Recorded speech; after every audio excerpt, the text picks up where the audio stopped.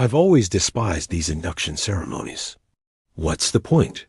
What's the point of celebrating yet another species that stumbled into sapience on a world so gentle? It practically handed them civilization on a silver platter. I shift my weight, the scales along my shoulders scraping against the cold stone of the observation balcony. The grand council chamber stretches out below me, a sterile monument to bureaucratic tedium. Polished floors that have never known a single crack from seismic fury. Air so still and filtered, it feels like breathing nothing at all. These people have engineered every last inconvenience out of their existence, and they have the audacity to call themselves survivors. And here they go again.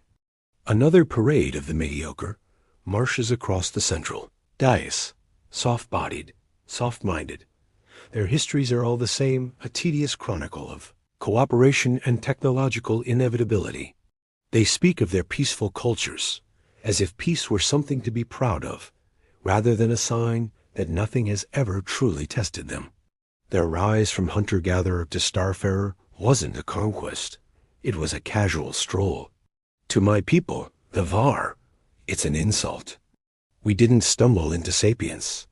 We ripped it from a world that tried to kill us every single day. The ground itself cracked open and swallowed cities whole.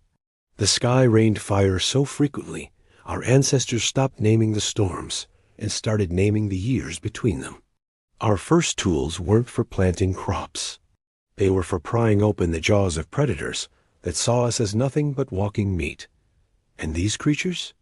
They prattle on about their great wars, skirmishes that claim a few hundred, lives over resources we'd consider a rounding error in our mining operations. One of them mentions a hurricane that devastated their coastal regions. A hurricane. My ancestors had a word for that phenomenon. They called it Tuesday. For a time, my people reveled in this difference. We were the galaxy's apex predators, the monsters lurking in the dark.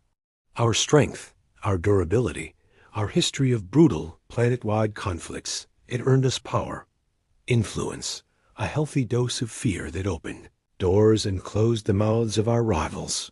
But fear fades. Now they stereotype us as muscle-bound thugs, brilliant only in the art of breaking things. They see our teeth and our claws, the ridges along our spines, the way our eyes still track movement like we're hunting. But they remain blind to everything else. Our poetry, our philosophy, the brutal elegance of a strategy honed over millennia of survival.